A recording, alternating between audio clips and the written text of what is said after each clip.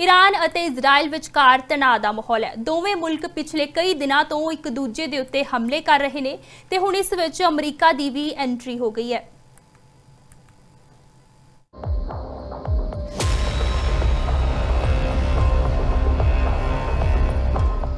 अमरीका के राष्ट्रपति Donald Trump ने ऐलान किया है कि अमरीका ने ईरान के 3 परमाणु ठिकाणियां ते अपने हमले पूरे किए ने।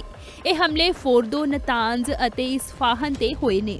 ट्रंप ने सोशल मीडिया प्लेटफॉर्म एक्स जरिए दस्सिया कि ਅਸੀਂ फोर्दो, नतांज ਅਤੇ इस्फहान समेत ईरान के 3 परमाणु ठिकाणियां ते सफलतापूर्वक हमलिਆਂ ਨੂੰ अंजाम दिता है। ਸਾਰੇ ਜਹਾਜ਼ ਹੁਣ ईरान ਦੇ ਹਵਾਈ ਖੇਤਰ ਤੋਂ ਬਾਹਰ ਨੇ।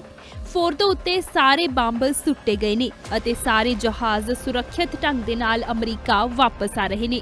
ਸਾਡੇ ਮਹਾਨ ਅਮਰੀਕੀ ਯੋਧਿਆਂ ਨੂੰ ਵਧਾਈਆਂ। ਦੁਨੀਆ ਵਿੱਚ ਕੋਈ ਹੋਰ ਫੌਜ ਨਹੀਂ ਹੈ ਜੋ ਅਜਿਹਾ ਕਰ ਸਕਦੀ ਸੀ। ਹੁਣ ਸ਼ਾਂਤੀ ਦਾ ਸਮਾਂ ਹੈ। ਡੋਨਾਲਡ ਟਰੰਪ ਨੇ ईरान ਦੇ ਵਿੱਚ ਫੌਜ ਦੇ ਇਸ ਆਪਰੇਸ਼ਨ ਬਾਰੇ ਰਾਸ਼ਟਰ ਨੂੰ ਸੰਬੋਧਨ ਵੀ ਕੀਤਾ ਤੇ ਕਿਹਾ ਕਿ ईरान ਦੇ ਪਰਮਾਣੂ ਟਿਕਾਣੇ ਪੂਰੀ ਤਰ੍ਹਾਂ ਤਬਾਹ ਹੋ ਗਏ ਨੇ। A short time ago, the U.S. military carried out massive precision strikes on the 3 key nuclear facilities in the Iranian regime: Fordo, Natanz, and Isfahan. Everybody heard those names for years as they built this horribly destructive enterprise.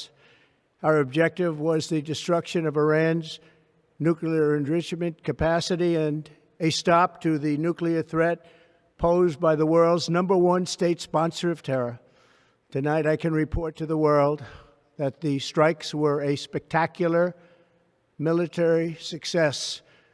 Iran's key nuclear enrichment facilities have been completely and totally obliterated. ਹੁਣ ਜਾਣਦੇ ਹਾਂ ਕਿ America ਨੇ Iran ਦੇ ਵਿੱਚ ਕਿੱਥੇ-ਕਿੱਥੇ ਹਮਲਾ ਕੀਤਾ। ਇੱਕ ਹਮਲਾ ਫੋਰਡੋ ਇਨਰਿਚਮੈਂਟ ਪਲਾਂਟ ਤੇ ਕੀਤਾ ਗਿਆ। ਨਤਾਂਜ ਤੋਂ ਬਾਅਦ ईरान ਦਾ ਦੂਜਾ ਵੱਡਾ ਯੂਰੇਨੀਅਮ ਪਿਊਰੀਫਿਕੇਸ਼ਨ ਪਲਾਂਟ ਹੈ। ईरान ਦੀ ਇੱਕ ਪਹਾੜੀ 'ਚ 295 ਫੁੱਟ ਯਾਨੀ ਕਿ 90 ਮੀਟਰ ਗਹਿਰਾਈ 'ਚ ਮੌਜੂਦ ਹੈ। ਕੰਟਰੋਲ ईरानी ਪਰਮਾਣੂ ਊਰਜਾ ਸੰਗਠਨ ਯਾਨੀ ਕਿ AEOI ਦੇ ਹੱਥ ਹੈ ਅਤੇ ਹਵਾਈ ਹਮਲੇ ਤੋਂ ਆਸਾਨੀ ਦੇ ਨਾਲ ਤਬਾਹ ਕਰਨਾ ਇਸ ਨੂੰ ਮੁਸ਼ਕਿਲ ਸੀ। ਅਗਲਾ ਟਿਕਾਣਾ ਹੈ ਨਤਾਂਜ। ਇਸ ਸਾਈਟ ਤੇ 9 ਪਰਮਾਣੂ ਬੰਬ ਬਣਾਉਣ ਜਿੰਨਾ ਯੂਰੇਨੀਅਮ ਮੌਜੂਦ ਹੈ। ਨਤਾਂਜ 'ਚ ਐਡਵਾਂਸ ਸੈਂਟਰੀਫਿਊਜ਼ ਲੱਗੇ ਨੇ। ਇਸ ਨਾਲ ਯੂਰੇਨੀਅਮ 235 ਦੀ ਸਫਾਈ ਹੁੰਦੀ ਹੈ। ਇਜ਼ਰਾਈਲ PM ਨੇਤਨਯਾਹੂ ਨੇ ਇਸ ਨੂੰ ईरान ਦਾ ਸਭ ਤੋਂ ਵੱਡਾ ਪਰਮਾਣੂ ਖਤਰਾ ਦੱਸਿਆ। ਅਗਲਾ ਹੈ ਇਸਫਹਾਨ। Uranium ਕਨਵਰਜ਼ਨ facility. ਇੱਥੇ ਕੱਚੇ ਯੂਰੇਨੀਅਮ ਨੂੰ ਗੈਸ ਵਿੱਚ ਬਦਲਿਆ ਜਾਂਦਾ ਹੈ। ਇਸਫਹਾਨ 'ਚ ईरान ਦਾ ਇੱਕ ਵੱਡਾ 에ਅਰਬੇਸ ਮੌਜੂਦ ਹੈ। ਇੱਥੇ ਪੁਰਾਣੇ ਅਮਰੀਕੀ F-14 ਫਾਈਟਰ ਜੈਟ ਮੌਜੂਦ ਨੇ। ਇਸਫਹਾਨ 'ਚ ਹਥਿਆਰ ਬਣਾਉਣ ਵਾਲੀਆਂ ਫੈਕਟਰੀਆਂ ਵੀ ਹਨ। ਇਜ਼ਰਾਈਲ ਨੇ 13 ਜੂਨ ਨੂੰ ਇੱਥੇ ਇੱਕ 에ਅਰਬੇਸ ਦੇ ਉੱਤੇ 3 ਡਰੋਨ ਹਮਲੇ ਕੀਤੇ। ਮੀਡੀਆ ਰਿਪੋਰਟਾਂ ਮੁਤਾਬਿਕ ਇਜ਼ਰਾਈਲ ਨੇ ईरान ਦੇ ਪਰਮਾਣੂ ਟਿਕਾਣਿਆਂ ਤੇ ਹਮਲੇ ਦੇ ਵਿੱਚ ਅਮਰੀਕਾ ਨਾਲ ਪੂਰਾ ਤਾਲਮੇਲ ਬਣਾਈ ਰੱਖਿਆ ਸੀ ਅਤੇ ईरान ਤੇ ਅਮਰੀਕੀ ਹਮਲਿਆਂ ਦੇ ਵਿੱਚ B-2 ਬੰਬਾਰ ਸ਼ਾਮਿਲ ਨੇ। Bureau report, living India news. ਹੁਣ ਗੱਲ ਕਰਾਂਗੇ ਇਜ਼ਰਾਈਲ ਅਤੇ ईरान ਵਿਚਕਾਰ ਚੱਲਦੀ ਆ ਰਹੀ ਇਸ ਜੰਗ ਜਿਹੀ ਸਥਿਤੀ ਬਾਰੇ। ਦੋਵਾਂ ਦੇਸ਼ਾਂ ਨੇ ਹਮਲਿਆਂ ਦਾ ਇਹ ਸਿਲਸਿਲਾ ਕਦੋਂ ਤੋਂ ਸ਼ੁਰੂ ਕੀਤਾ ਤੇ ਇਸ ਵਿੱਚ ਹੁਣ ਤੱਕ ਕੀ ਕੁਝ ਹੋਇਆ, ਜਾਣਦੇ ਹਾਂ।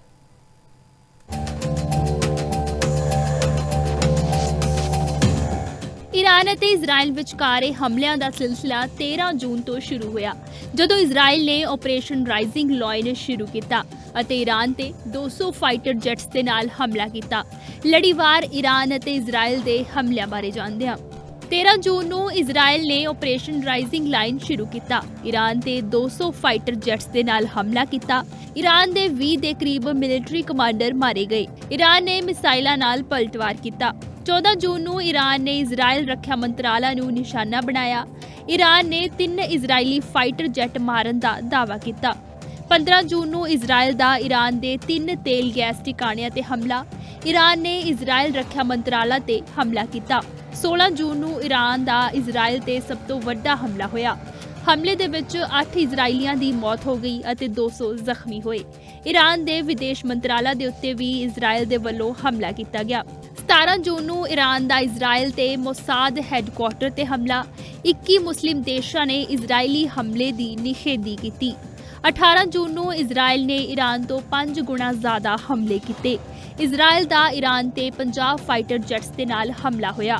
ਇਜ਼ਰਾਈਲ ਦਾ ਈਰਾਨ ਦੀ ਰਾਜਧਾਨੀ ਤਹਿਰਾਨ ਤੇ ਹਮਲਾ। ਇਜ਼ਰਾਈਲ 'ਚ ਫਸੇ ਹੋਏ ਨਾਗਰਿਕਾਂ ਦੀ ਵਾਪਸੀ ਇਸ ਤੋਂ ਬਾਅਦ ਸ਼ੁਰੂ ਹੋ ਗਈ। 19 ਜੂਨ ਨੂੰ ਈਰਾਨ ਨੇ ਇਜ਼ਰਾਈਲ ਦੇ 4 ਸ਼ਹਿਰਾਂ ਨੂੰ ਨਿਸ਼ਾਨਾ ਬਣਾਇਆ। ਇਜ਼ਰਾਈਲ ਨੇ ਈਰਾਨ ਦੇ ਨਤਾਂਜ, ਇਸਫਹਾਨ ਤੇ ਅਰਾਕ ਨਿਊਕਲੀਅਰ ਪਲਾਂਟ ਤੇ ਹਮਲਾ ਕੀਤਾ। ਟਰੰਪ ਨੇ ਕਿਹਾ ਅਮਰੀਕਾ ਸਥਿਤੀ 'ਚ ਸ਼ਾਮਿਲ ਹੋਣ ਬਾਰੇ 2 ਹਫ਼ਤੇ 'ਚ ਫੈਸਲਾ ਲਵੇਗਾ।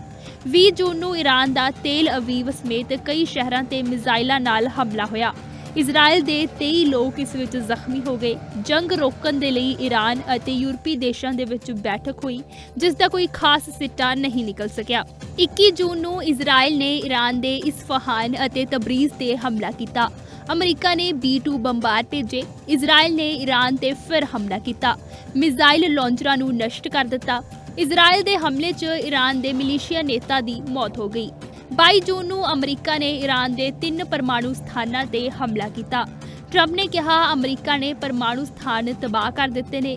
ਇਜ਼ਰਾਈਲੀ ਰਾਸ਼ਟਰਪਤੀ ਨੇ ਕਿਹਾ ਅਮਰੀਕਾ ਦਾ ਹਮਲਾ ਇਤਿਹਾਸਿਕ ਹੈ। ਈਰਾਨ ਨੇ ਪਹਿਲੀ ਵਾਰ ਇਜ਼ਰਾਈਲ ਤੇ ਖੈਬਰ ਮਿਜ਼ਾਈਲ ਦਾਗੀ। ਈਰਾਨ ਉੱਤੇ ਹਮਲੇ ਤੋਂ ਬਾਅਦ ਅਮਰੀਕੀ ਸ਼ਹਿਰਾਂ ਦੇ ਵਿੱਚ ਸੁਰੱਖਿਆ ਵਧਾ ਦਿੱਤੀ ਗਈ। News desk report, living India news.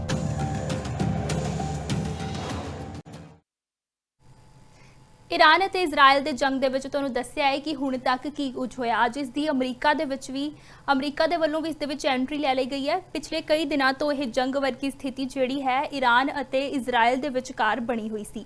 ਇਸ ਤੋਂ ਬਾਅਦ ਅੱਜ ਅਮਰੀਕਾ ਦੀ ਐਂਟਰੀ ਨਾਲ ਇਹ ਜੰਗ ਵਰਗਾ ਮਾਹੌਲ ਜਿਹੜਾ ਹੈ ਤਕਰੀਬਨ ਜੰਗ ਦੇ ਵਿੱਚ ਬਦਲ ਗਿਆ ਹੈ।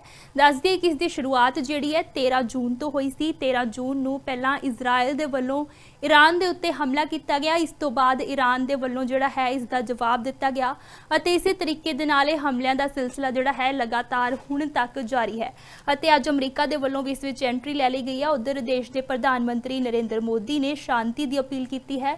ਉਹਨਾਂ ਨੇ ਈਰਾਨ ਦੇ ਰਾਸ਼ਟਰਪਤੀ ਦੇ ਨਾਲ ਇਸ ਨੂੰ ਲੈ ਕੇ ਗੱਲਬਾਤ ਕੀਤੀ ਅਤੇ ਉਹਨਾਂ ਨੇ ਕਿਹਾ ਕਿ ਮੈਂ ਸ਼ਾਂਤੀ ਸਥਾਪਿਤ ਕਰਨ ਬਾਰੇ ਗੱਲਬਾਤ ਕੀਤੀ ਹੈ ਅਤੇ ਕਿਹਾ ਹੈ ਕਿ ਕੂਟਨੀਤੀ ਨੂੰ ਤਰਜੀਹ ਜਿਹੜੀ ਹੈ ਉਹ ਦਿੱਤੀ ਜਾਣੀ ਚਾਹੀਦੀ ਹੈ। ਹਾਲਾਂਕਿ ਕਈ ਲੀਡਰਸ ਦੇ ਵੱਲੋਂ, ਦੁਨੀਆ ਭਰ ਦੇ ਲੀਡਰਸ ਦੇ ਵੱਲੋਂ ਜਿਹੜੇ ਹਮਲੇ ਕੀਤੇ ਜਾਂਦੇ ਨੇ ਉਹਨਾਂ ਦੀ ਨਿੰਦਾ ਵੀ ਕੀਤੀ ਗਈ ਹੈ ਤੇ ਉਧਰ ਸਵਾਲ ਇਹ ਵੀ ਅਹਿਮ ਬਣ ਜਾਂਦੇ ਨੇ, ਜਿੱਥੇ ਇੱਕ ਪਾਸੇ ਅਮਰੀਕਾ ਦੇ ਰਾਸ਼ਟਰਪਤੀ Donald Trump Nobel peace prize ਦੀ ਗੱਲ ਕਰਦੇ ਨੇ, ਉਧਰ ਹੀ ਉਹਨਾਂ ਦੇ ਵੱਲੋਂ ਅੱਜ ਇਸ ਵਿੱਚ ਹਮਲੇ ਕੀਤੇ ਗਏ ਨੇ। ਉਹਨਾਂ ਦੇ ਵੱਲੋਂ ਈਰਾਨ ਦੇ ਵਿੱਚ ਜਿਹੜਾ ਹੈ ਹਮਲਾ ਕੀਤਾ ਗਿਆ, ਪਰ ਉਹਨਾਂ ਨੇ ਇਹ ਵੀ ਕਿਹਾ ਕਿ ਇਹ ਹਮਲਾ ਜਿਹੜਾ ਹੈ ਉਹਨਾਂ ਨੇ ਸ਼ਾਂਤੀ ਸਥਾਪਿਤ ਕਰਨ ਦੇ ਲਈ ਕੀਤਾ ਹੈ। ਇਸ ਬਾਰੇ ਉਹਨਾਂ ਨੇ ਅਮਰੀਕਾ ਦੇ ਲੋਕਾਂ ਨੂੰ ਸੰਬੋਧਨ ਵੀ ਕੀਤਾ ਤੇ ਬਕਾਇਦਾ ਇੱਕ ਪੋਸਟ ਪਾ ਕੇ ਇਸ ਬਾਰੇ ਜਾਣਕਾਰੀ ਦਿੱਤੀ। A short time ago, the U.S. military carried out massive precision strikes on the 3 key nuclear facilities in the Iranian regime: Fordo, Natanz, and Esfahan. Everybody heard those names for years as they built this horribly destructive enterprise. Our objective was the destruction of Iran's nuclear enrichment capacity and a stop to the nuclear threat posed by the world's #1 state sponsor of terror. Tonight, I can report to the world that the strikes were a spectacular military success. Iran's key nuclear enrichment facilities have been completely and totally obliterated. A short time ago, the U.S. military carried out massive precision strikes on the 3 key nuclear facilities in the Iranian regime: Fordo, Natanz, and Esfahan. Everybody heard those names for years as they built this horribly destructive enterprise. Our objective was the destruction of Iran's nuclear enrichment capacity and a stop to the nuclear threat posed by the world's #1 state sponsor of terror. Tonight, I can report to the world that the strikes were a spectacular military success. Iran's key nuclear enrichment facilities have been completely and totally. Iran ਅਤੇ Israel ਦੀ ਤਣਾਅ ਵਾਲੀ ਸਥਿਤੀ ਦੇ ਵਿੱਚ ਜਦੋਂ America ਦੀ entry ਹੁੰਦੀ ਹੈ ਤਾਂ ਇਹ ਸਵਾਲ ਵੀ ਕਾਫੀ ਅਹਿਮ ਬਣ ਜਾਂਦਾ ਹੈ ਕਿ ਇੰਡੀਆ ਦੇ ਈਰਾਨ ਅਤੇ ਇਜ਼ਰਾਈਲ ਦੇ ਨਾਲ ਕਿਹੋ ਜਿਹੇ ਸਬੰਧ ਨੇ ਤੇ ਭਾਰਤ ਕਿਸ ਦੇਸ਼ ਦਾ ਪੱਖ ਲੈ ਰਿਹਾ ਹੈ। ਇਸ ਬਾਰੇ ਇੱਕ ਰਿਪੋਰਟ ਦੇ ਵਿੱਚ ਜਾਣਦੇ ਹਾਂ। ਈਰਾਨ ਇਜ਼ਰਾਈਲ ਜੰਗ ਵਿਚਕਾਰ ਜਦੋਂ ਅਮਰੀਕਾ ਦੀ ਐਂਟਰੀ ਹੁੰਦੀ ਹੈ ਤਾਂ ਸਭ ਦੀਆਂ ਨਜ਼ਰਾਂ ਇਸ 'ਤੇ ਟਿਕੀਆਂ ਸੀ ਕਿ ਭਾਰਤ ਕਿਸ ਦਾ ਸਾਥ ਦਿੰਦਾ ਹੈ। ਹੁਣ ਦੇਸ਼ ਦੇ ਪ੍ਰਧਾਨ ਮੰਤਰੀ ਨਰਿੰਦਰ ਮੋਦੀ ਨੇ ਈਰਾਨ ਦੇ ਰਾਸ਼ਟਰਪਤੀ ਨਾਲ ਇਸ ਤਣਾਅ ਵਾਲੀ ਸਥਿਤੀ ਬਾਰੇ ਗੱਲ ਕੀਤੀ ਹੈ। ਈਰਾਨ ਤੇ ਹਮਲੇ ਤੋਂ ਬਾਅਦ ਪ੍ਰਧਾਨ ਮੰਤਰੀ ਮੋਦੀ ਨੇ ਰਾਸ਼ਟਰਪਤੀ ਮਸੂਦ ਪੇਜ਼ਸ਼ਕਿਆਨ ਨਾਲ ਗੱਲ ਕੀਤੀ। ਪ੍ਰਧਾਨ ਮੰਤਰੀ ਨੇ ਇਹ ਜਾਣਕਾਰੀ ਐਕਸ ਤੇ ਦਿੱਤੀ। ਪੀਐਮ ਨੇ ਲਿਖਿਆ, ਮੈਂ ਈਰਾਨ ਦੇ ਰਾਸ਼ਟਰਪਤੀ ਨਾਲ ਗੱਲ ਕੀਤੀ। ਅਸੀਂ ਮੌਜੂਦਾ ਸਥਿਤੀ ਤੇ ਵਿਸਥਾਰ ਨਾਲ ਚਰਚਾ ਕੀਤੀ ਤੇ ਤਣਾਅ ਦੇ ਵਧਣ ਬਾਰੇ ਡੂੰਘੀ ਚਿੰਤਾ ਪ੍ਰਗਟ ਕੀਤੀ। ਮੈਂ ਤਣਾਅ ਨੂੰ ਘਟਾਉਣ, ਗੱਲਬਾਤ ਅਤੇ ਕੂਟਨੀਤੀ ਨੂੰ ਤਰਜੀਹ ਦੇਣ ਦੀ ਅਪੀਲ ਕੀਤੀ ਤੇ ਖੇਤਰ ਵਿੱਚ ਸ਼ਾਂਤੀ, ਸੁਰੱਖਿਆ ਅਤੇ ਸਥਿਰਤਾ ਦੀ ਜਲਦੀ ਬਹਾਲੀ ਦੀ ਜ਼ਰੂਰਤ ਤੇ ਜ਼ੋਰ ਦਿੱਤਾ। ਹੁਣ ਜਾਣਦੇ ਹਾਂ ਕਿ ਭਾਰਤ ਦੇ ਦੋਵਾਂ ਦੇਸ਼ਾਂ ਨਾਲ ਕਿਹੋ ਜਿਹੇ ਸਬੰਧ ਨੇ। ਭਾਰਤ ਨੂੰ ਰੱਖਿਆ ਅਤੇ ਤਕਨੀਕ ਉਪਕਰਣ ਮੁਹੱਈਆ ਕਰਵਾਉਣ ਦੇ ਵਿੱਚ ਇਜ਼ਰਾਈਲ ਮਦਦ ਕਰਦਾ ਹੈ। ਭਾਰਤ ਇਜ਼ਰਾਈਲ ਤੋਂ ਡਰੋਨ, ਮਿਜ਼ਾਈਲਾਂ, ਰਡਾਰ ਖਰੀਦਦਾ ਹੈ। ਪ੍ਰਧਾਨ ਮੰਤਰੀ ਨਰਿੰਦਰ ਮੋਦੀ ਤੋਂ ਬਾਅਦ ਇਹ ਆਯਾਤ 33 ਗੁਣਾ ਵੱਧ ਗਿਆ ਹੈ। ਇਜ਼ਰਾਈਲ ਦੀ ਜਲ ਪ੍ਰਬੰਧਨ ਤਕਨੀਕ ਵੀ ਸਹਾਈ ਸਾਬਿਤ ਹੁੰਦੀ ਹੈ। ਦੋਵਾਂ ਦੇਸ਼ਾਂ ਦਾ ਆਪਸ ਦੇ ਵਿੱਚ ਡਿਫੈਂਸ ਅਤੇ ਖੁਫੀਆ ਏਜੰਸੀਜ਼ ਨੂੰ ਲੈ ਕੇ ਸਹਿਯੋਗ ਹੈ। ਹੁਣ ਭਾਰਤ ਅਤੇ ਈਰਾਨ ਦੇ ਸਬੰਧ ਬਾਰੇ ਜਾਣਦੇ ਹਾਂ। ਈਰਾਨ ਭਾਰਤ ਦੇ ਲਈ ਕੱਚੇ ਤੇਲ ਦਾ ਪ੍ਰਮੁੱਖ ਸਪਲਾਇਰ ਹੈ। ਭਾਰਤ ਨੇ ਈਰਾਨ ਦੇ ਚਾਬਹਾਰ ਪੋਰਟ ਦੇ ਵਿੱਚ ਵੀ ਨਿਵੇਸ਼ ਕੀਤਾ ਹੋਇਆ ਹੈ। ਭਾਰਤ ਈਰਾਨ ਦੇ ਵਿਚਕਾਰ ਖੇਤੀ ਉਤਪਾਦ, ਚੌਲ, ਦਵਾਈਆਂ ਅਤੇ ਮਸ਼ੀਨਰੀ ਤੇ ਰਸਾਇਣ ਦਾ ਵਪਾਰ ਹੈ। ਭਾਰਤ, ਈਰਾਨ ਅਤੇ ਇਜ਼ਰਾਈਲ ਦੇ ਸਬੰਧਾਂ ਬਾਬਤ ਲਿਵਿੰਗ ਇੰਡੀਆ ਨਿਊਜ਼ ਦੇ ਮੈਨੇਜਿੰਗ ਐਡੀਟਰ ਅਤੇ CEO ਦਿਨੇਸ਼ ਸ਼ਰਮਾ ਨੇ ਵੀ ਜਾਣਕਾਰੀ ਸਾਂਝੀ ਕੀਤੀ। ਈਰਾਨ ਇਜ਼ਰਾਈਲ ਜੰਗ ਵਿਚਕਾਰ ਜਦੋਂ ਅਮਰੀਕਾ ਦੀ ਐਂਟਰੀ ਸਬੰਧਾਂ ਬਾਬਤ ਲਿਵਿੰਗ ਇੰਡੀਆ ਨਿਊਜ਼ ਦੇ ਮੈਨੇਜਿੰਗ ਐਡੀਟਰ ਅਤੇ CEO ਦਿਨੇਸ਼ ਸ਼ਰਮਾ ਨੇ ਵੀ ਜਾਣਕਾਰੀ ਸਾਂਝੀ ਕੀਤੀ। ਈਰਾਨ ਇਜ਼ਰਾਈਲ ਜੰਗ ਵਿਚਕਾਰ ਜਦੋਂ ਅਮਰੀਕਾ ਦੀ ਐਂਟਰੀ ਹੁੰਦੀ ਹੈ ਤਾਂ ਸਭ ਦੀਆਂ ਨਜ਼ਰਾਂ ਇਸ 'ਤੇ ਟਿਕੀਆਂ ਸੀ ਕਿ ਭਾਰਤ ਕਿਸ ਦਾ ਸਾਥ ਦਿੰਦਾ ਹੈ। ਹੁਣ ਦੇਸ਼ ਦੇ ਪ੍ਰਧਾਨ ਮੰਤਰੀ ਨਰਿੰਦਰ ਮੋਦੀ ਨੇ ਈਰਾਨ ਦੇ ਰਾਸ਼ਟਰਪਤੀ ਨਾਲ ਇਸ ਤਣਾਅ ਵਾਲੀ ਸਥਿਤੀ ਬਾਰੇ ਗੱਲ ਕੀਤੀ ਹੈ। ਈਰਾਨ ਤੇ ਹਮਲੇ ਤੋਂ ਬਾਅਦ ਪ੍ਰਧਾਨ ਮੰਤਰੀ ਮੋਦੀ ਨੇ ਰਾਸ਼ਟਰਪਤੀ ਮਸੂਦ ਪੇਜ਼ਸ਼ਕਿਆਨ ਨਾਲ ਗੱਲ ਕੀਤੀ। ਪ੍ਰਧਾਨ ਮੰਤਰੀ ਨੇ ਇਹ ਜਾਣਕਾਰੀ ਐਕਸ ਤੇ ਦਿੱਤੀ। ਪੀਐਮ ਨੇ ਲਿਖਿਆ, ਮੈਂ ਈਰਾਨ ਦੇ ਰਾਸ਼ਟਰਪਤੀ ਨਾਲ ਗੱਲ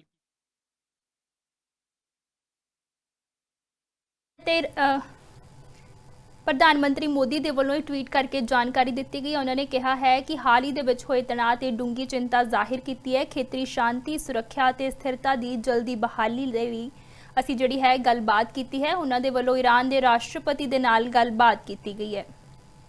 दिनेश शर्मा ने भी जानकारी साझी। अमेरिका के जो राष्ट्रपति है वो G7 की बैठक वापस छोड़कर जो है वापस अमेरिका गए थे। तभी से साफ था कि अमेरिका जो है वो तैयारी कर रहा है ईरान पर हमले की, और अब अमेरिका की एंट्री ईरान के खिलाफ युद्ध में इजराइल का साथ देना, साथ तो वो पहले भी था लेकिन अब साफ और सीधा तौर पर जो है युद्ध में शामिल हो गया है ईरान के खिलाफ इजराइल के साथ। और ये बड़ा हमला जो है इसको माना जा रहा है क्योंकि ईरान की तरफ से कहा जा रहा है और भारत में भी विपक्ष की तरफ से जो है ये सवाल उठ रहे हैं कि जबकि इंटरनेशनल एनर्जी एजेंसी है वो इसकी मॉनिटरिंग में जो है ये तीनों न्यूक्लियर साइट्स थी और पूरे सेफगार्ड्स और एनपीटी जो है उसको फॉलो कर रही थी, उनकी गाइडलाइंस को फॉलो कर रही थी, और उसके बावजूद जो है ये हमला किया गया है। और अब क्योंकि प्रधानमंत्री नरेंद्र मोदी और भारत सरकार का इस पर रुख जो है वो अभी साफ होगा कि भारत इस पर क्या किस पक्ष में और क्या जो है साथ ये कहा जाए कि इस पर क्या बयान भारत सरकार की तरफ से आता है। लेकिन विपक्ष जो है इसकी निंदा कर रहा है, इस हमले की निंदा कर रहा है, और विपक्ष जो है CPI, CPM और जो जितनी तमाम जो लेफ्ट पार्टीज हैं वो इस पर जो है भारत की तरफ से सख्त रुख अपनाने की बात कर रही हैं। ਇਜ਼ਰਾਈਲ ਅਤੇ ਈਰਾਨ ਵਿਚਕਾਰ ਜੰਗ ਦਾ ਮੁੱਖ ਕਾਰਨ ਉਹਨਾਂ ਦੇ ਸਿਆਸੀ, ਧਾਰਮਿਕ ਅਤੇ ਖੇਤਰੀ ਵਿਰੋਧ ਨੇ ਜੋ ਕਈ ਦਹਾਕਿਆਂ ਤੋਂ ਚੱਲੇ ਆ ਰਹੇ ਨੇ। ਫਿਲਸਤੀਨ ਮੁੱਦਾ ਇਸ ਦਾ ਮੁੱਖ ਕਾਰਨ ਮੰਨਿਆ ਜਾ ਸਕਦਾ ਹੈ। ਈਰਾਨ ਫਿਲਸਤੀਨ ਦੇ ਸਮਰਥਨ ਵਿੱਚ ਹੈ ਅਤੇ ਹਮਾਸ ਅਤੇ ਇਸਲਾਮਿਕ ਜਿਹਾਦ ਵਰਗੇ ਸਮੂਹਾਂ ਨੂੰ ਸਮਰਥਨ ਦਿੰਦਾ ਹੈ ਜੋ ਇਜ਼ਰਾਈਲ ਦੇ ਵਿਰੁੱਧ ਲੜਦੇ ਨੇ। ਇਜ਼ਰਾਈਲ ਇਸ ਨੂੰ ਆਪਣੀ ਸੁਰੱਖਿਆ ਲਈ ਖਤਰਾ ਵੀ ਮੰਨਦਾ ਹੈ। ਮੱਧ ਪੂਰਬ ਦੇਸ਼ਾਂ ਵਿੱਚ ਦੋਵੇਂ ਹੀ ਦੇਸ਼ ਆਪਣਾ ਦਬਦਬਾ ਵੀ ਸਥਾਪਿਤ ਕਰਨਾ ਚਾਹੁੰਦੇ ਨੇ। ਦੋਵਾਂ ਦੇਸ਼ਾਂ 'ਚੋਂ ਭਾਵੇਂ ਈਰਾਨ ਕੋਲ ਵੱਧ ਹਥਿਆਰ ਨੇ ਪਰ ਫਿਰ ਵੀ ਗਲੋਬਲ ਇੰਡੈਕਸ ਤੇ ਇਜ਼ਰਾਈਲ ਨੂੰ ਵਧੇਰੇ ਮਜ਼ਬੂਤ ਮੰਨਿਆ ਜਾਂਦਾ ਹੈ ਕਿਉਂਕਿ ਇਜ਼ਰਾਈਲ ਨਿਊਕਲੀਅਰ ਬੰਬ ਬਣਾਉਂਦਾ ਹੈ ਅਤੇ ਇਸ ਕੋਲ ਟੈਕਨੋਲੋਜੀ ਵੀ ਜ਼ਿਆਦਾ ਹੈ। ਮੌਜੂਦਾ ਹਾਲਾਤ ਵੇਖ ਕੇ ਲੱਗਦਾ ਹੈ ਕਿ ਇਹ ਜੰਗ ਲੰਮੀ ਚੱਲਣ ਵਾਲੀ ਹੈ।